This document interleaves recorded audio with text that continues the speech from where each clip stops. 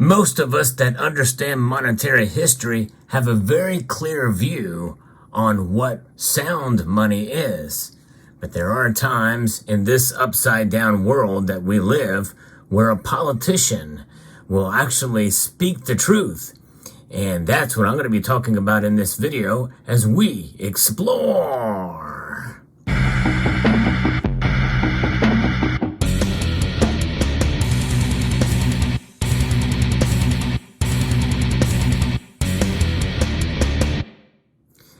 Most of the world sees gold and silver through a lens like this. It's kind of an upside down situation. It's not a very clear view of what it means to have sound money. When we think of money, most of us think of this, the dollar. This is a Federal Reserve note, and many of us know that it is losing value by the day at an incredible pace. In fact, inflation is higher than it has been in about 40 years. When you take into account the different cycles of inflation we've been seeing, it's running hot. In fact, it's picking up steam again in spite of what the Federal Reserve is doing. But there is one very prominent politician who spoke truth to power, unintentionally, by the way, on an accident. And I'm going to tell you about that politician. But first, let's hear what exactly he has to say in his defense. For 30 years, I have withdrawn thousands of dollars in cash from my personal savings account, which I have kept for emergencies and because of the history of my family facing confiscation in Cuba.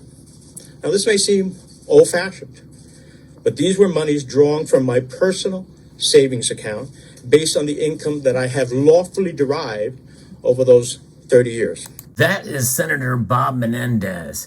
And for those of you who are following my channel closely, you know that I've covered this story several times because there's just more news that comes out because it involves not just cash, but also gold bars, kilo gold bars as well, too.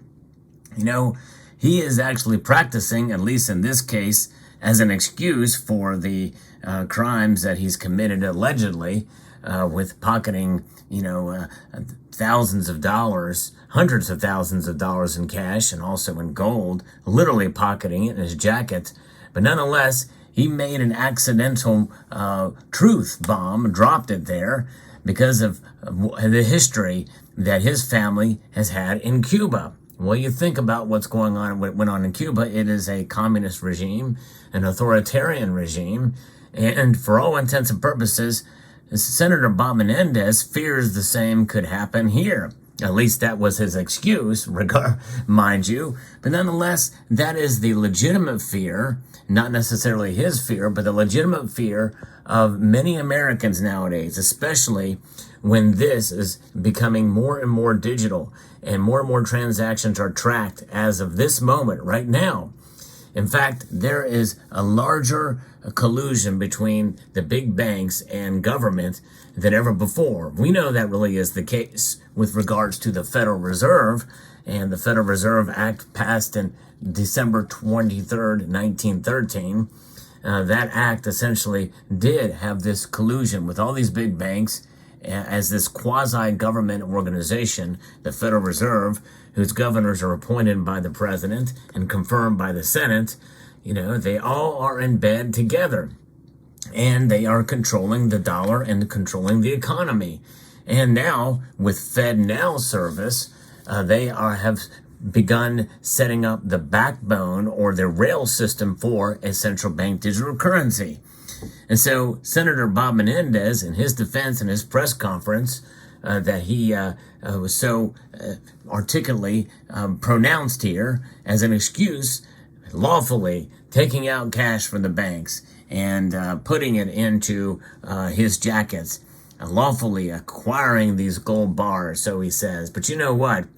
It is quite remarkable that the concerns that he's put forth here were due mostly entirely to this type of system of government that his family came from. And maybe he fears it again here. Well, I'll tell you what, he also got a luxury car. I don't have a luxury car of his type, the Mercedes that he has, but this will have to do.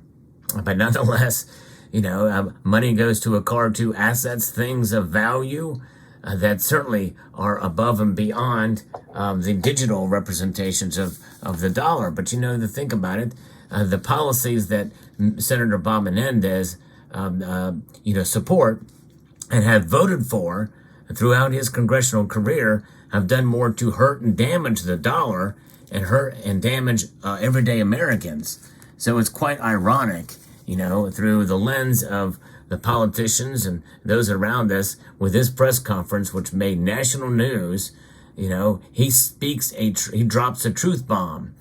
So now, hopefully, more Americans will not see gold and silver as sort of an upside down, backwards type of strategy or something that's, quote, old fashioned when you accumulate gold and silver. No, you will see gold and silver for what they are, as stores of value that transcends time, transcends politics, and has become an increasingly more apparent store of value for central banks around the world at a record pace since 1967. So I think this is a reason to celebrate. This whole case, even though I've covered it, not just because of the gold bars on this channel, because of the news that just keeps on giving. Usually politicians take away, but in this case, it's the gift that keeps on giving. The truth, no matter how it comes out, I think is a great thing. And I also did a video about this quite a number of years ago that actually was shadow banned and demonetized by this very platform because of another organization that saw gold and silver as being quite of a store of value. So much so that they started to mint their own coins in a caliphate that they had created. And most of you probably know the organizations. I'm not going to even say it here for fear of reprisal, but nonetheless, I did report on that as well. So the thing is that on the most unexpected circumstances, can the case be made for gold and silver? And in this case, it happens to be a corrupt senator from New Jersey.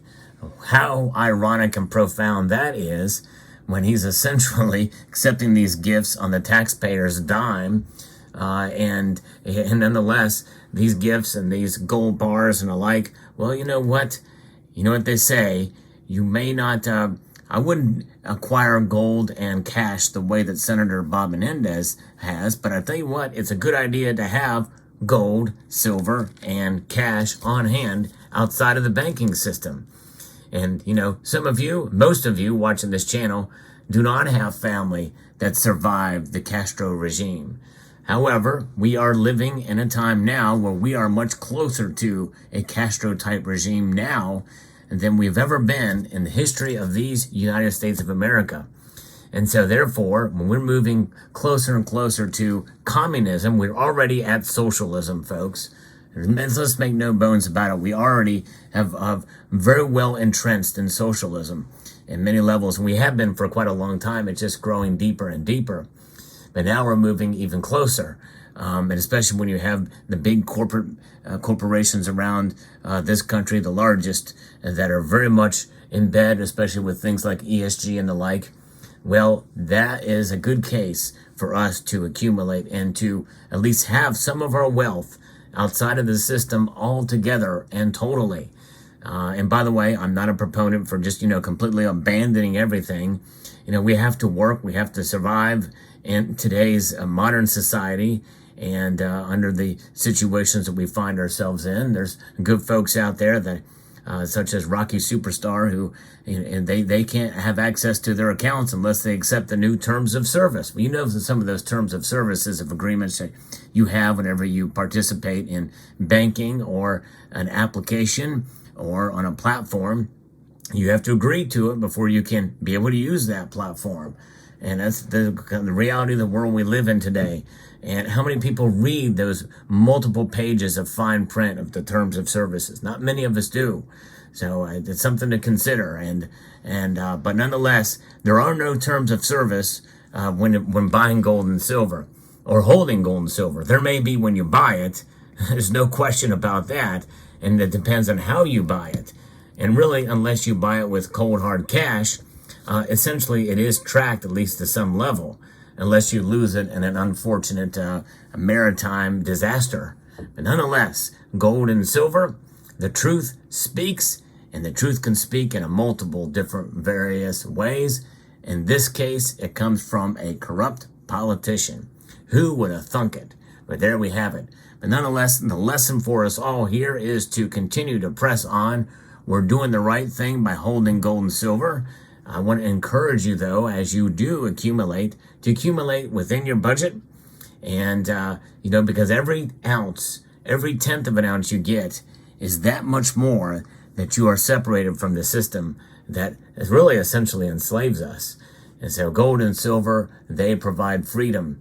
They provide a foundation of a stable store of value that has been the case for thousands of years. As for me, I will continue to press on. I've got a little bit of this saved up on the side just in case, so that I don't have to use this in the ultimate case of an emergency. So that's how you protect your stack, as the ultimate form of savings as an insurance policy, and have some cash on hand as well too. Thank you, Senator Bob Menendez. Let me know what your thoughts are in the comment section below. Hope you found this video informative, insightful, and educational. I would like to extend a multitude of gratitude to each and every one of you for taking the time to watch, and to encourage you to please rate, share, comment, and subscribe.